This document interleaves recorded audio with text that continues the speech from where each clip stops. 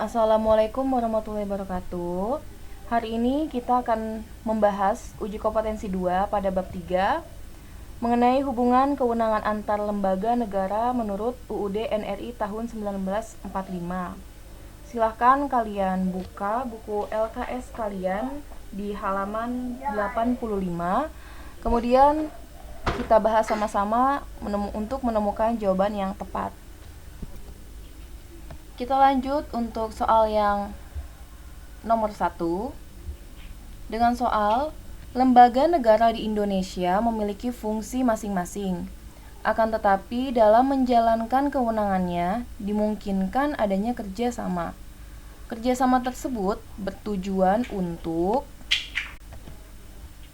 di sini ada pilihannya.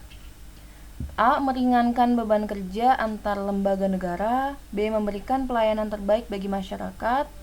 C. Menjaga keseimbangan dan saling kontrol antar lembaga negara. D. Meminimalisasi kesalahan dalam pengambilan keputusan. Dan E. Mengoptimalkan kinerja antar lembaga negara dalam sistem pemerintahan.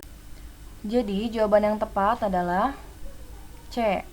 Kerjasama tersebut bertujuan untuk menjaga keseimbangan dan saling kontrol antar lembaga negara. Yang mana kerjasama tersebut menggunakan mekanisme checks and balance, yaitu saling mengontrol, menjaga keseimbangan antar lembaga-lembaga negara atau cabang-cabang kekuasaan negara. Kita lanjut soal nomor 2. Perhatikan ketentuan berikut. Dewan Perwakilan Rakyat memegang kekuasaan membentuk undang-undang. Setiap rancangan undang-undang dibahas oleh Dewan Perwakilan Rakyat dan Presiden untuk mendapat persetujuan bersama. Ketentuan tersebut menjadi bukti kerjasama antar lembaga negara, yaitu di sini ada pilihannya. Jadi kita bisa lihat dari teksnya di sini. Ketentuannya ada DPR dan Presiden. Kita tahu DPR adalah salah satu lembaga negara yang termasuk dalam lembaga legislatif. Kemudian kalau Presiden itu adalah lembaga eksekutif. Jadi sudah jelas jawabannya adalah A. Eksekutif dan legislatif. Lanjut soal nomor 3. Contoh hubungan kewenangan antara lembaga eksekutif dan lembaga legislatif tercermin dalam kebijakan. Dan ini adalah pilihannya. Di soal ini, lembaga eksekutif adalah presiden, yang mana presiden memiliki kewenangan yang harus dilaksanakan dengan meminta pertimbangan DPR. DPR itu kan masuknya legislatif ya. Kewenangan tersebut adalah memberikan amnesti dan abolisi. Ketentuan tentang amnesti dan abolisi ditegaskan pada pasal 14 ayat 2 UUD NRI tahun 1945 yang berbunyi, Presiden memberi amnesti dan abolisi dengan memperhatikan pertimbangan Dewan Perwakilan Rakyat. Dengan demikian, jawaban yang tepat adalah C. Kita lanjut soal nomor 4. Perhatikan informasi berikut. Presiden memberikan grasi kepada terpidana kasus tertentu. Grasi yang diberikan Presiden berupa pengurangan jumlah pidana dari pidana 7 tahun menjadi pidana penjara selama 6 tahun. Jika dikaitkan ketentuan UUD NRI tahun 1945, wewenang Presiden, informasi tersebut menunjukkan hubungan antar lembaga negara, yaitu dan ini adalah pilihannya. Jadi, pemberian grasi diatur dalam pasal 14 ayat 1 UUD NRI tahun 1945 yang berbunyi, Presiden memberi grasi dan rehabilitasi dengan memperhatikan pertimbangan Mahkamah Agung, yang mana Mahkamah Agung adalah termasuk dalam lembaga yudikatif dan Presiden lembaga eksekutif. Jadi, jawaban yang tepat adalah B. Lanjut nomor 5. Perhatikan hubungan kewenangan antar lembaga negara berikut. 1. Presiden melantik hakim agung. 2. DPR mengajukan calon hakim konstitusi. 3. Presiden memberikan rehabilitasi dengan pertimbangan MA. 4. DPR memperhatikan pertimbangan DPD atas rancangan APBN. 5. MPR menetapkan peraturan tata tertib dan kode etik MPR. Hubungan kewenangan lembaga eksekutif, legislatif, dan yudikatif ditunjukkan oleh angka. Ini ada pilihannya. Dari informasi di atas bisa dilihat ya, lembaga legislatif terdiri dari MPR, DPR, dan DPD, sedangkan lembaga eksekutif adalah Presiden. Dan lembaga yudikatif adalah MK dan MA. Di sini ada MA yang termasuk ya. Hubungan kewenangan dalam pelantikan hakim agung dan pengajuan hakim konstitusi melibatkan lembaga eksekutif, legislatif, dan yudikatif. Dalam hal ini, Presiden, DPR, dan MA. Ketiga lembaga tersebut mengajukan calon hakim konstitusi dan calon hakim agung. Dengan demikian, jawaban yang paling tepat adalah A, 1 dan 2. Selanjutnya, soal nomor 6. Pasal 20 UUD NRI tahun 1945 menegaskan bahwa Dewan Perwakilan Rakyat memegang kekuasaan membentuk undang-undang. Dalam pembentukan undang-undang, lembaga yang terlibat adalah, sini ada jawabannya.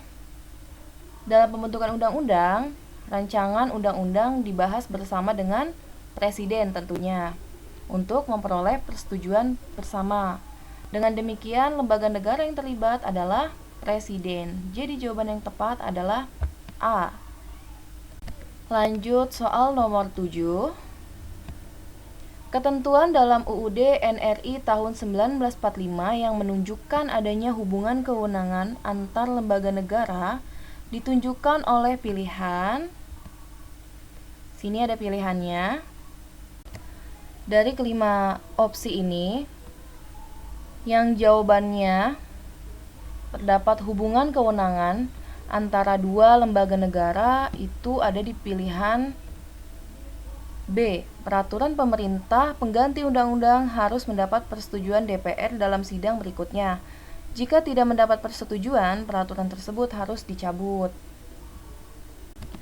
Karena peraturan pemerintah pengganti undang-undang dibuat oleh Presiden, dan peraturan tersebut selanjutnya harus mendapat persetujuan DPR.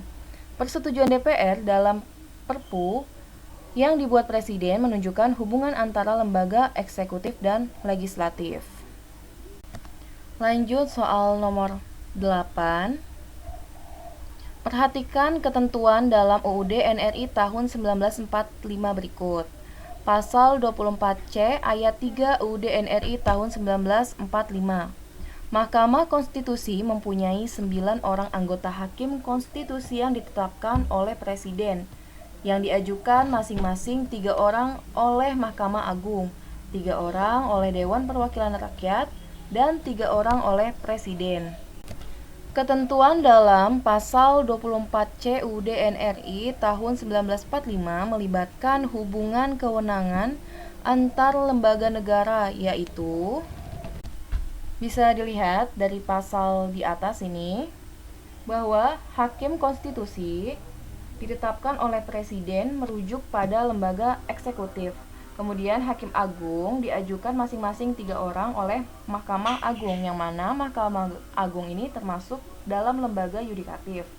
Kemudian 3 orang oleh DPR, DPR itu termasuk lembaga legislatif.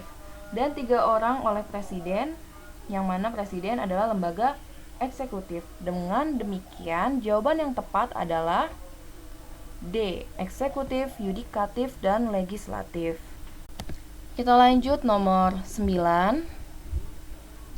Kerjasama antar lembaga negara akan mendorong terciptanya pemerintahan yang baik. Pemerintahan yang baik salah satunya ditunjukkan oleh kedisiplinan lembaga negara dalam melaksanakan tugas yang diberikan.